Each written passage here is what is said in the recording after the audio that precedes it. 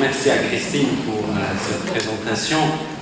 Elle qui m'a pêché au centre Sèvres et qu'on ne se connaissait pas. Et puis, on commence à se connaître depuis qu'on organise cette rencontre. Merci aussi à José pour son accueil. Merci de votre présence. Je suis très touché. Ce soir, ça va être, comme l'a dit Christine, un mélange de témoignages et d'exposés. Je me suis permis de changer un peu le titre, car je crois que l'histoire globale du dialogue islamo-chrétien est l'histoire de chacun aussi. C'est une histoire d'écoute, d'accueil et de tolérance. Je commencerai par dire que je suis né en 85. C'était les dernières années dures d'une guerre civile horrible au Liban. Et j'ai hérité de beaucoup de rancune, de traumatisme, de haine pour l'islam. Mon grand-père avait un chien qu'il avait appelé Mohamed. Et j'ai hérité de beaucoup de peur et de préjugés. Et en même temps, j'avais beaucoup de copains à l'école, musulmans. Mais il manquait une conversion intérieure. Et puis je suis entré au séminaire sans me poser la question, mais plus j'avançais, plus j'approfondissais ma foi. Plus je faisais de la théologie, plus je voyais que j'étais schizophrène en fait. Que je ne peux pas aller plus loin dans mon chemin avec le Christ et garder quand même cette peur, cette haine en moi, que j'ai hérité en plus. Moi j'avais 5 ans à la fin de la guerre civile. Et j'ai vécu une conversion, vraiment, une conversion à ce chemin du dialogue. Et j'insiste sur le mot conversion. Aujourd'hui même, je parle d'une vocation. Je dirais à la fin comment c'est devenu tellement structurant pour l'identité chrétienne depuis le pape François.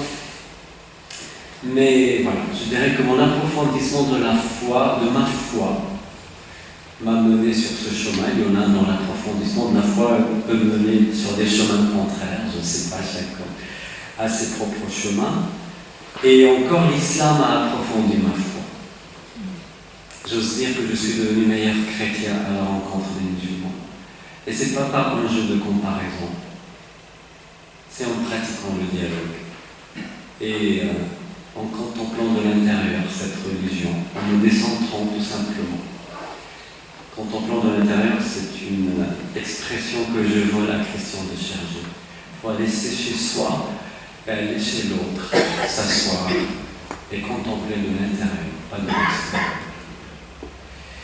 Et je suis devenu meilleur chrétien à la rencontre des musulmans, si c'est une phrase que je vole de Louis Massignon, en disant que grâce à l'islam, j'ai grandi dans ma foi. Et ce n'est pas dans un jeu opposé, c'est vraiment le miracle de la rencontre. Je vais aller déjà très loin. Je commence avec vous vraiment avec une petite méditation, comment le dialogue m'apprend à écouter. Car parfois en dialogue, tout simplement sans parler. Je vous invite vraiment à lire la méditation de Christian de Chergé sur le texte de la visitation. Quand Marie rencontre Élisabeth, il dit « Elles ne se disent pas grand-chose, elles se saluent et leurs entrailles bougent. » Parfois, c'est simplement le miracle de la rencontre qui fait bouger nos entrailles. Parfois, tout simplement, un jeu de présence, un jeu de silence. Mais c'est aussi un jeu de parole, parce que dialogue, c'est vraiment parole entre deux, dialogos. Et accueillir et écouter, c'est avant tout un exercice d'hospitalité. Moi qui ai grandi avec un grand-père qui appelait son chien Mohamed, la première fois où j'avais à lire le Coran, mais c'était un vrai défi. À accepter, à écouter à voix haute les versets violents, anti-chrétiens. suis dit, mais je dois accueillir. S'il veut vraiment connaître déjà pour commencer, je dois accueillir. Je dois recevoir la parole de l'autre. D'où cette idée qui suit, écouter, c'est, comme le dit le pape François, c'est une extase en fait, c'est une sortie de soi, c'est faire de la place, déjà. C'est se laisser toucher, c'est se laisser déranger, c'est se laisser perturber par une parole autre et dérangeante. Et en grandissant dans ma foi,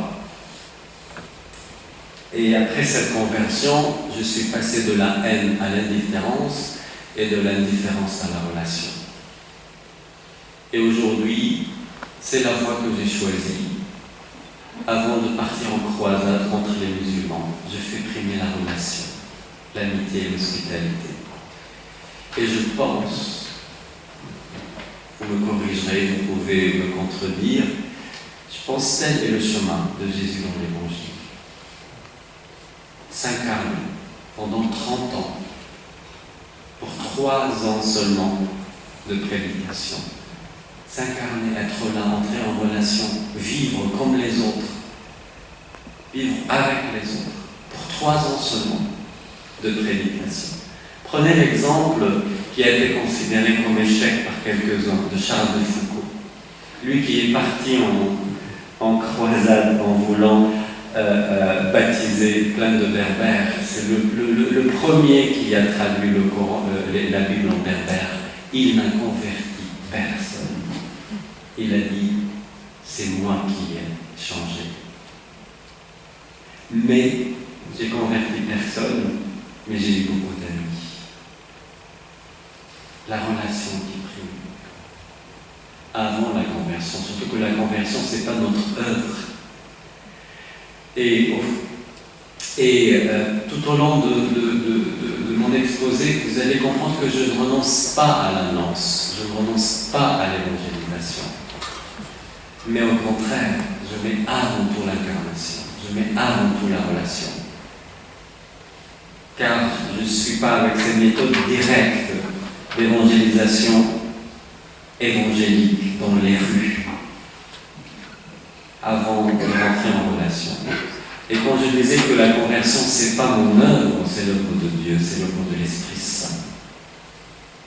Partir en croisade, parfois, c'est un peu forcer le travail de l'Esprit Saint. Et surtout que je fais partie de ces gens qui confondent vérité et chemin. Je suis la vérité et le chemin et la vie. Je ne possède pas la vérité. Je continue de la découvrir et à travers les autres différents. Mais ma vérité s'appelle Jésus-Christ, je vous rassure. Mais je continue de la découvrir à travers les musulmans. Moi, j'ai appris à prier grâce aux mystiques musulmans. Je termine une thèse qui a duré 6 ans. J'ai eu honte la première fois quand j'ai lu les mystiques musulmans. Je me suis dit, mais moi, mes laudes et mes lettres de prêtre ne sont rien du tout face à ce qu'ils appellent les mystiques musulmans 12 prières surérogatoires, en plus des 5 prières pour eux qui sont impératifs. J'ai appris à prier grâce aux mystiques musulmans. Et j'ai découvert la vérité de la prière grâce à eux. Et c'est grâce à eux que je suis allé puiser chez les mystiques chrétiens que je vais connaître. Et voilà, pour moi, l'écoute, c'est toute une histoire de conversion, tout un chemin. Et permettez-moi là de faire un peu d'histoire, personnalisée ou pas, pour voir qu'on n'a pas toujours réussi l'écoute. Qu'on n'était pas toujours à l'écoute, alors que je ne veux pas vous donner les fondements théologiques et bibliques sur lesquels je fonde ma foi dans le dialogue. Je vais directement partir par un aperçu historique et peut-être au fur et à mesure, on dégagera ces fondements ensemble.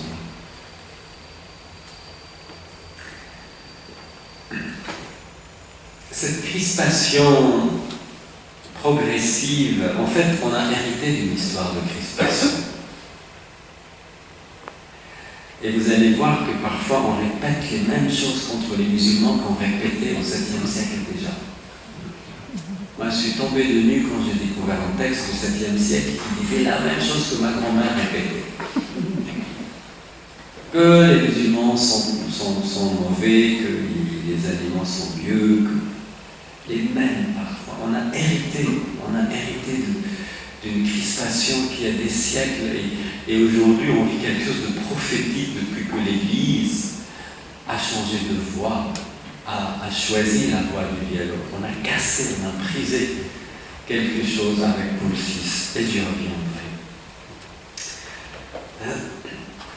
Cette crispation qui dure, je dirais, depuis le 4e siècle,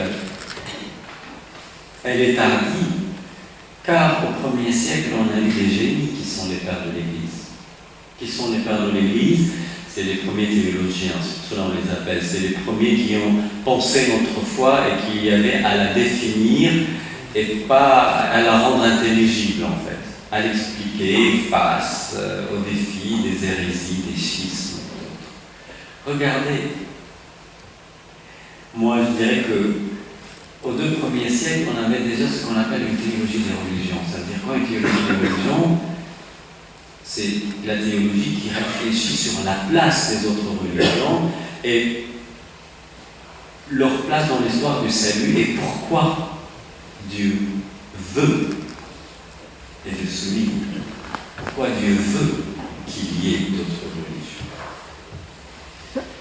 religions. Irénée, du IIe siècle, il parlait déjà des 4 alliances. 2 alliances universelles avec Adam et à Noé. Une seule particulière à Moïse, puis une récapitulation universelle avec le Christ. Justin, sans parler du dialogue avec les Juifs, c'est le père de cette idée que Vatican II va prendre telle quelle l'idée des semences du Verbe du Christ parsemées, disséminées, pas seulement dans l'univers, mais dans les autres religions. Il y a cette idée qu'il y a des semences, des graines de Jésus parsemées dans les autres religions, qu'il y a quelque chose de Jésus quand même, pas seulement dans les autres religions, mais là où il y a du vrai, de l'amour et du bon, et plus. Et parfois, ces quelques graines, ces petites semences sont capables de conduire à travers le Christ l'autre au salut. Quoique incomplète. Et Vatican II va reprendre cette même idée du logos spermaticos, qui date du IIe siècle, de Justin. D'autres, Clément d'Alexandrie, qui va dire que la philosophie nous parle de Dieu, pas seulement les autres religions. Quelqu'un mieux de révélation, Origène va prendre cette figure de l'Ancien Testament, un devin païen qui va annoncer cette phrase. De Jacob monte une étoile, d'Israël surgit un spectre qui prophétise déjà l'incarnation. Et il va faire tout un exposé sur les rois mages. Comment Dieu passe par les étoiles parfois pour parler aux autres, par leur science, par leur superstition limite. Comment Dieu peut les rejoindre, mais pour les conduire à la vérité complète, pour les conduire vers le Christ. Mais Dieu les rejoint déjà, Dieu ne m'attend pas en fait d'aller en croisade pour les rejoindre. C'est ça l'idée. C'est ça ce que Saint Pierre va découvrir quand l'Esprit Saint va l'envoyer chez Corneille et sa famille. Il va voir que l'Esprit Saint l'a déjà cultivé, en fait, a déjà labouré la terre. Et lui, il n'avait qu'à recueillir le fruit. Cette idée de dire que Dieu m'attend pour aller retrouver les autres, oui peut-être, mais ne m'attend pas que moi. Il les a déjà retrouvés. Et moi je dois les retrouver là où Dieu les a retrouvés.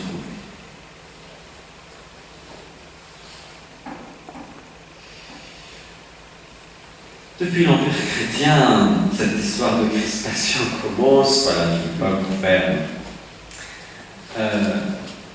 un exposé historique, mais il y a le politique qui va faire vraiment de la religion une affaire politique à cause de plusieurs raisons. Lutte contre le paganisme parfois violente, la peur des barbares, et lutte interne contre les hérésies chrétiennes. Tout ça va nous renfermer, et à cela s'ajoute la chute de l'Empire d'Occident et l'arrivée de l'islam au 7e siècle.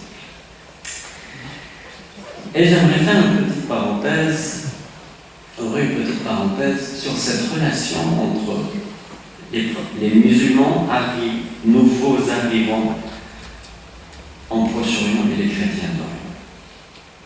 En fait, on les a bien accueillis au début. Les Arabes venus du désert, on leur a ouvert nos portes, les portes de nos villes en Syrie, au Liban, en Palestine. Et déjà, il paraît que la région était épuisée par une guerre interminable entre les Byzantins et les Perses. Pour cela, on a demandé ces Arabes comme des nouveaux, comme des sauveurs. Mais je dirais les 50 premières années, ça s'est pas mal passé. Il ne faut pas généraliser, voilà. Et c'est avec ce dernier père de l'Église, Jean Damascène, autant je l'aime, autant je lui en veux. Lui, son grand-père, était haut fonctionnaire au début de l'Empire musulman. Et son père aussi, haut fonctionnaire. Et lui, il a hérité aussi. Parce qu'en fait, quand les musulmans arrivent en Proche-Orient, ils vont garder la même organisation que les Romains. Et ils vont garder les chrétiens pour diriger comme hauts fonctionnaires. Parce qu'eux, ils viennent du désert, ils n'ont pas d'expérience. Et c'est un peu quelques décennies que les musulmans vont commencer à se renfermer. Et face à ce renfermement, on dit que Jean Damascène a été renvoyé. On dit que même un autre fonctionnaire musulman lui a brisé, lui a tourné le bras jusqu'à lui casser. Et on a cet écrit des années 720 à peu près. L'islam est une hérésie, est une superstition, l'islam est satanique. Et si vous lisez ce texte, il les appelle Ismaéliens, Sarrasins, Mohamédiens. Et c'est un homme blessé en fait. Il livre un texte très anti-musulman et qui va influencer l'imaginaire. Après lui, on va répéter, reprendre les mêmes idées. Vous pouvez le trouver facilement sur Internet, l'islam comme hérésie de Jean Damascène. Et pour vous dire depuis quand, dans l'imaginaire, dans le discours chrétien, il y a cette idée que l'islam est une hérésie, qu'il est satanique, c'est une superstition, qu'il est un mélange d'hérésie. 720 à peu près.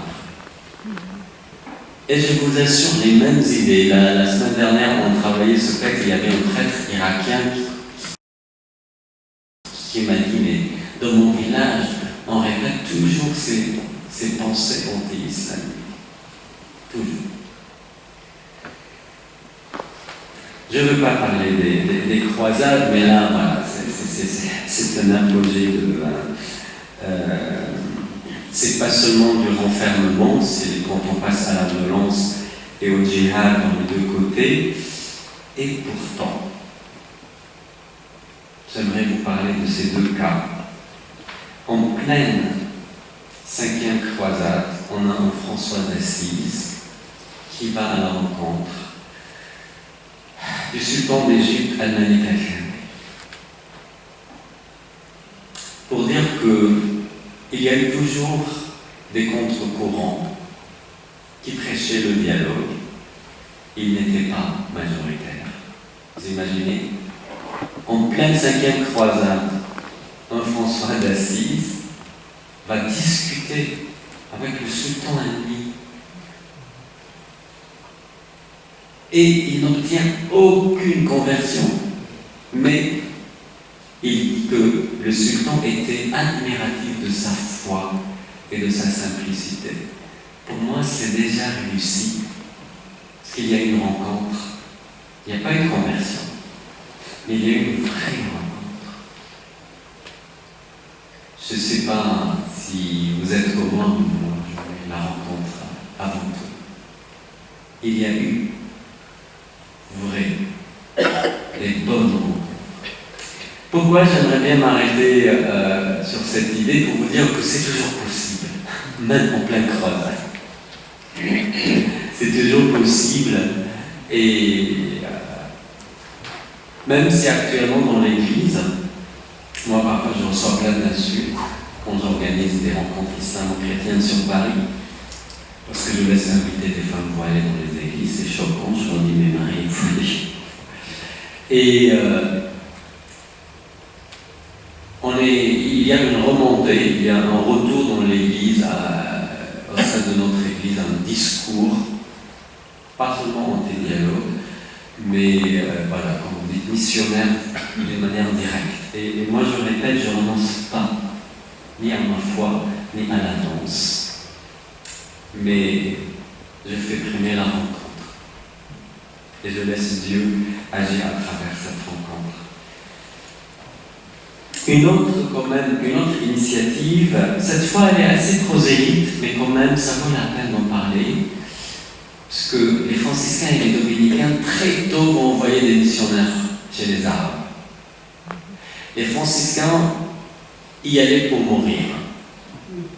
Y allaient pour mourir, parce qu'ils étaient vraiment dans ce qu'on appelle l'évangélisation des rues, directe.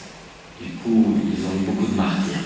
Les dominicains, ils y allent avec la raison, avec l'intelligence.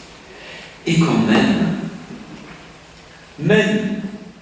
même si le but était connaître pour convertir, et pas comme c'est écrit dans cette brochure du certificat que nous proposons à l'Institut catholique, connaître l'islam pour rencontrer les musulmans, pas pour convertir tout de suite, mais quand même ce qui vaut la peine dans cette initiative au XIIIe siècle, c'est connaître. Il commençait à apprendre l'arabe, il commençait à s'intéresser, il commençait à lire le Coran.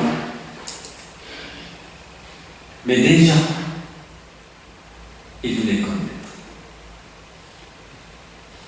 Et à travers déjà cette connaissance mutuelle, il va avoir plein de belles rencontres. À partir du 15e, 16e siècle, ça y est, on va commencer on a compris que les croisades étaient un grand échec et que ce n'était pas le plus chrétien qu'on a vécu, qu'on a eu. Puis il y a eu la découverte des nouveaux mondes avec les indigènes et les Portugais, les Espagnols qui arrivent dans ces îles, ils se disaient mais eux, tous ceux qui sont morts ici sans avoir jamais entendu parler du Christ, Dieu ne peut pas les condamner. Il y a toute une réflexion qui commence à naître sur un salut possible hors l'Église. Et là, on sort de cet adage, hors l'Église, point de salut, à hors le Christ, point de salut. Or, le Christ déborde. Le Christ déborde au-delà de l'Église. Et on revient sur cette idée des semences du Verbe, parsemées, dans les autres religions, dans les autres cultures, parce que ce Christ sans lequel il n'y a pas de salut déborde. Puis, il y a Louis Massignon, dont j'ai parlé, avec son expérience avec l'islam. Lui qui était jeune doctorant en Irak, il a eu vraiment une expérience mystique en découvrant un soufi, un mystique qui s'appelle Al-Hallaj.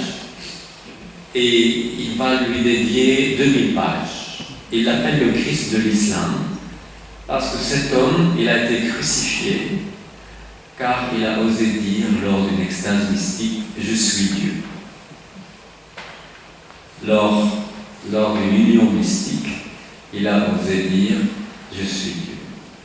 Du coup, il l'appelle le martyr de l'amour divin, et il lui dédie 2000 pages, ça s'appelle la Passion d'Al-Hallaj. Et à travers cette mystique musulmane, à travers la découverte de la spiritualité musulmane, il a fini par devenir prêtre. Comme il était marié, il est devenu prêtre oriental, grec melkite, car les mariés peuvent devenir prêtres. Et moi, vraiment, j'ai suivi un peu son chemin. Je voulais connaître l'islam pas par les FM TV, ni par les discours pleins de préjugés. Il y a l'islamisme, je suis dans le 9-3, si vous connaissez un peu. Je suis en croisade contre l'islamisme, mais je ne suis pas en croisade contre les musulmans. Et j'ai pris vraiment, j'ai voulu choisir comme porte d'entrée la mystique. Pas ni la peur, ni l'islamisme. Puis un autre, à la même époque, lui, il va un peu aller trop loin. Et c'est important d'en parler. Ce moine bénédictin, qui va limite glisser un peu dans le syncrétisme. Vous savez, c'est quoi le syncrétisme? C'est quand, dans l'écoute, dans la relation, il n'y a plus de différences, en fait. C'est-à-dire que tout est pareil. C'est un peu le relativisme. L'important, le dialogue n'est pas du syncrétisme, n'est pas du relativisme. Moi, quand je dialogue avec les musulmans, j'annonce clairement que Dieu est, je crois en un seul Dieu, en 3 personnes, que le Christ est le Fils de Dieu. Je laisse tomber rien. Mais on est en relation. Et c'est parfois l'occasion d'annoncer sa foi. Il m'est arrivé d'annoncer ma foi au cœur des mosquées dans le 9-3. Car je ne viens pas en croisade. Ils m'ouvrent leur mosquée. Si je venais en croisade, je n'y aurais pas accès et je n'y aurais pas pu exprimer ma foi, ni prier même en présence d'eux. Puis, en même temps, il y a pour ceux qui aiment la philosophie, il y a ce développement de la philosophie personnaliste qui est vraiment prophétique. Avec Emmanuel Mounier, entre deux guerres, Lévinas, cette idée que l'homme est parole, l'homme est relation, l'homme est verbe, ce qui fait que l'écoute devient vitale. Écouter, être écouté. Je vous invite vraiment, on est un peu perdu à notre époque, si vous voulez une voie philosophique qui réconcilie foi et raison et qui réconcilie foi et dialogue, lisez nos trésors, Mounier et Lévinas. Tout ça, au début du XXe siècle, va vraiment nous mener, c'est cet homme qui est saint, même le Saint Paul VI, avec cette phrase de son encyclique qui s'appelle Notre Église, rédigée 1 an avant le texte sur l'islam de Vendée auquel je vais revenir. Cette phrase qui résume tout: l'Église se fait conversation, l'Église se fait parole, l'Église se fait écoute. Alors, à propos de ce texte, de cette impulsion intérieure de charité qui tend à se traduire en un don extérieur, nous emploierons le mot devenu aujourd'hui usuel de dialogue. Pour lui, le dialogue est synonyme de charité. De charité. Et ce qui est beau, si vous lisez Ecclésiastiens, il ne parle pas des musulmans. Pour lui, il utilise le dialogue comme moyen de réforme interne de l'Église, en disant sans dialogue on ne peut pas changer. C'est un moyen de réforme. Je ne peux pas changer si je ne suis pas un être de dialogue. Je ne peux pas, selon moi. Et voilà cette expression. L'Église doit entrer en dialogue avec le monde dans lequel elle vit. Elle n'est pas contre le monde dans lequel elle vit, elle doit entrer en dialogue avec le monde. Pas contre le monde. 64, quand même. L'Église se fait parole, l'Église se fait message, l'Église se fait conversation. Et j'aime beaucoup, je me suis dit, c'est pour un thème sur l'écoute, les quelques, je dirais, les quelques vertus ou consignes qu'il donne pour entrer en dialogue, je trouve ça tellement beau. Être clair.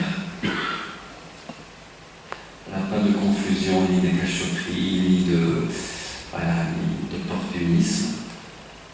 Être doux, être confiant, et en même temps être pédagogue. Voilà, vous pouvez vraiment trouver aussi facilement Ecclésiaste 1 si vous voulez l'approfondir. Et là, j'arrive à ce texte qui est le dernier quand même du Vatican II. Il a failli ne pas sortir parce qu'il y avait des résistances internes. Il y avait des cardinaux et des évêques qui ne voulaient pas qu'on parle bien des autres religions au Vatican II. Oui, on peut parler des Juifs parce que, oui, après les deux guerres, on n'était pas toujours net. Il faut dire, voilà, qu'on est en plein dialogue, en pleine complémentarité. Mais parler des musulmans, on voulait pas. C'est pourquoi c'est sorti en dernier ce texte du Vatican II. Nostra Aetate. Et grâce aux évêques et patriarches arabes orientaux qui ont dit, si vous sortez avec un texte où vous parlez que des juifs, nous on vient avec des musulmans. On va en être victimes, nous les chrétiens d'Orient. Par conséquent, il faut opter, il faut voter ce texte qui a été réfléchi par des théologiens depuis les années 50. Et regardez ce qu'il dit sur deux niveaux. Déjà, l'Église catholique ne rejette rien de ce qui est vrai et saint dans ses religions, les autres religions. Là, ce qui est vrai et saint, c'est les semences du Verbe. C'est le Christ chez les autres. C'est ce qu'il faut aller chercher avant tout, je pense. Et j'ouvre une parenthèse, j'aime beaucoup la fin de l'évangile de Saint Jean qui dit,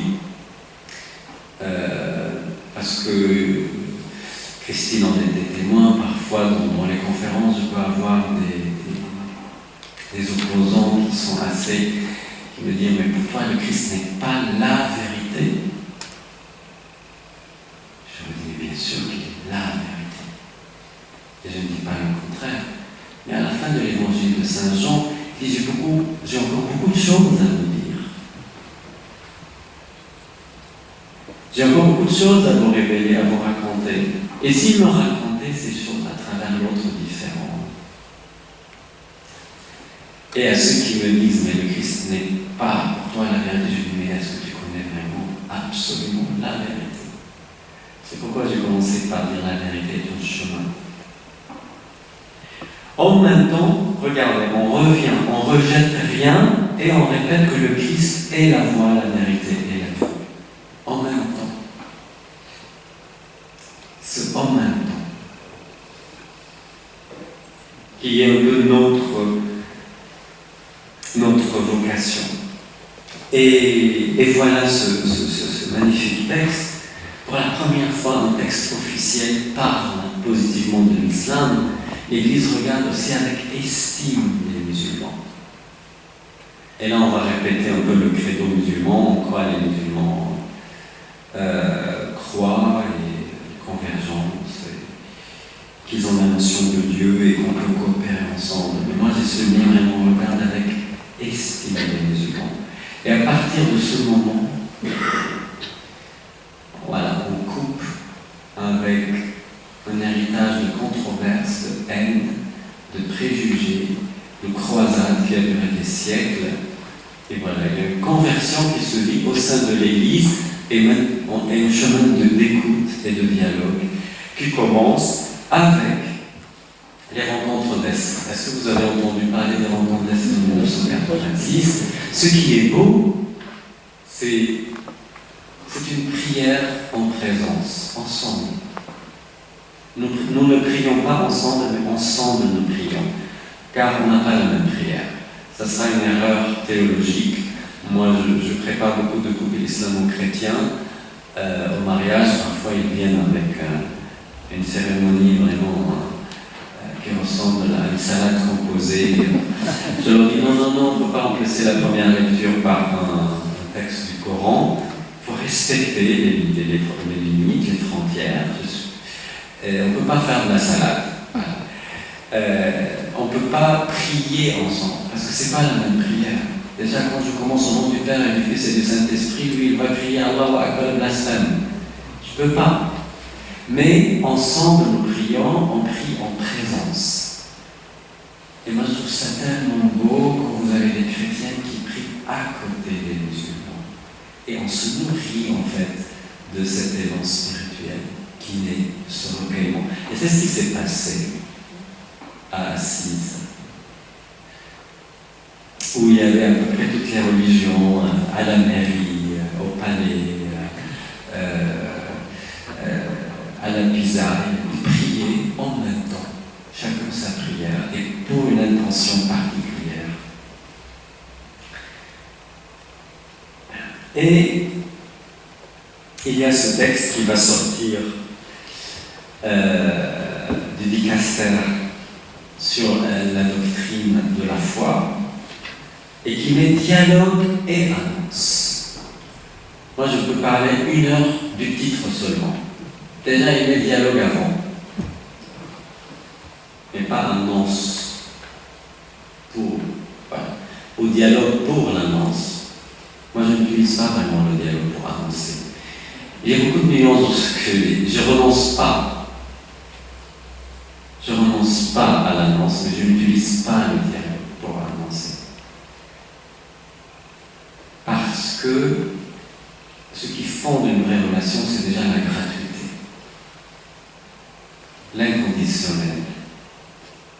Si j'utilise l'amitié et l'hospitalité, comme parfois on a fait dans notre église, la charité, pour témoigner, oui, mais pas pour convertir. Voilà, ce sont 2 choses différentes, indissociables, mais on ne peut pas instrumentaliser l'une pour l'autre. Et annonce, ce n'est pas le dialogue EST annonce, le dialogue n'est pas annonce. Ce sont 2 entités complémentaires mais différentes. Et ce n'est pas dialogue ou annonce. Comme on me le sort parfois en me disant que moi je prêche le dialogue et je renonce à l'annonce. Voilà, ce texte me fait tellement du bien parce que déjà par le titre, il dit l'approche, il exprime le chemin. Et j'aimerais bien exposer avec vous un paragraphe de ce texte sur les obstacles. Pardon, là, je ne sais pas qu'est-ce que j'ai écrit. C'est l'obstacle au dialogue. Un ancrage insuffisant dans sa propre foi. Moi, avant de faire de l'islamologie, mon évêque m'a obligé de faire un master en théologie dogmatique. Il m'a dit, mais connais-toi toi-même avant d'aller chercher les autres. En fait, celui qui ne se connaît pas ne peut pas entrer en dialogue, ne peut pas même écouter.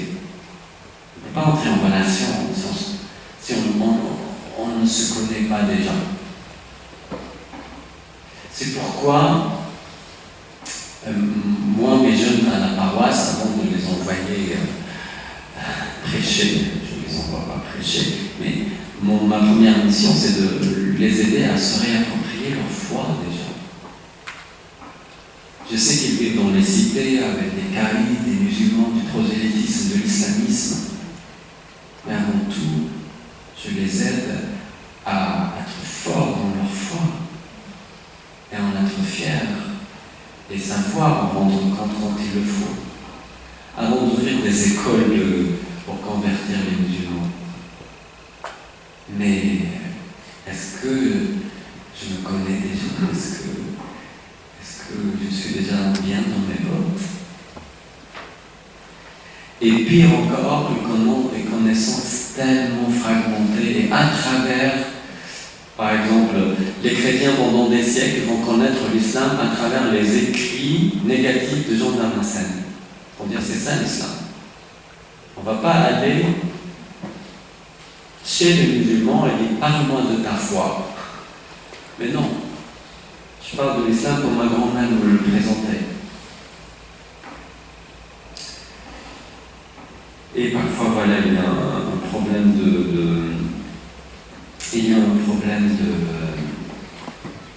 vocabulaire. Et parfois, il y a un soupçon sur les motivations de l'autre dans le dialogue. Quand on est sur le chemin de dialogue, on n'est ni parano ni naïf. C'est pas parce qu'il y a quelques musulmans qui instrumentalisent le dialogue, qui sont peut-être intégristes, mais qui utilisent le dialogue pour s'afficher ouvert pour des raisons, que je dois renoncer à dialogue. Et je vous dirai pas. C'est pas parce qu'il y a seulement une poignée de musulmans qui croient au dialogue et que le reste n'y croit pas que je dois renoncer au dialogue. C'est pas seulement parce que c'est toujours les chrétiens qui font le premier pas, qui prennent l'initiative. Et les musulmans, voilà, c'est une autre histoire. Il y a un évêque qui a vécu en Turquie qui disait la réciprocité n'est pas chrétienne.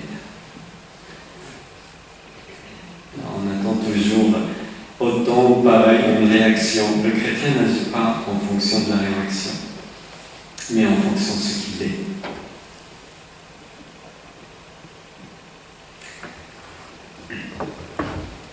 Alors, je parle encore 5 minutes. Merci de votre patience. Le pape François, pour moi, voilà, j'espère qu'il s'en sortira. Pour lui, j'aurais dû mettre un autre titre. Là, j'ai ajouté ça rapidement dans le train. Pour lui, il le dit, le dialogue n'est plus une option.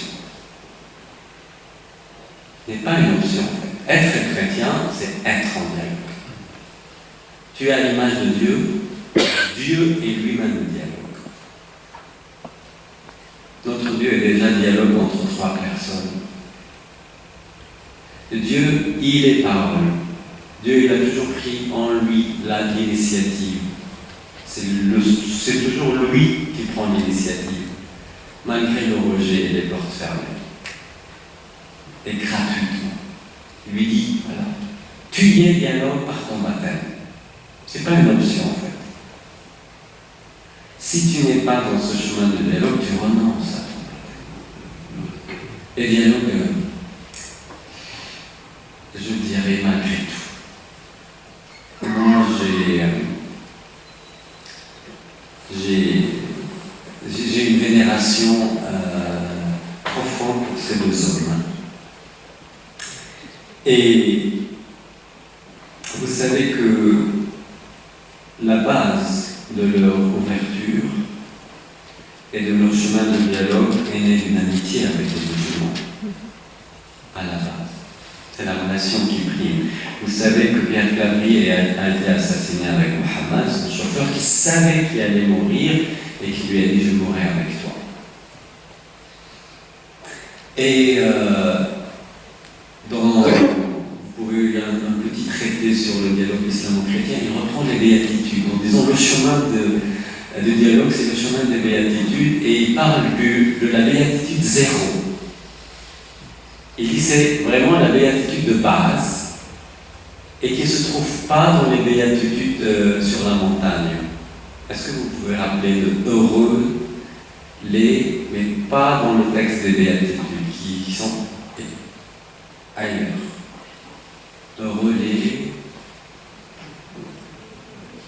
pas les cœurs purs, pas les miséricordieux, on est dans le texte de béatitude.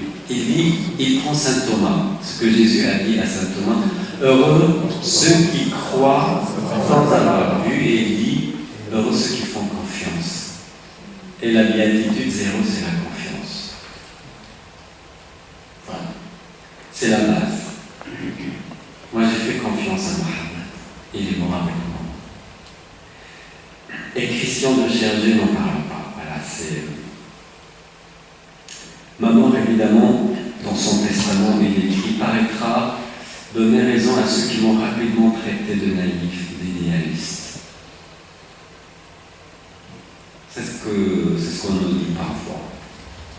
Tu choisis le chemin du dialogue, tu es soit naïf, soit instrumentalisé, soit idéaliste.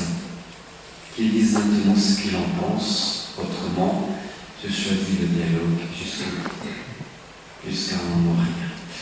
Et voilà deux identités chrétiennes qui ont fait du dialogue, pas seulement un chemin de vie, mais un chemin de sainteté jusqu'au don de soi, et je vous remercie.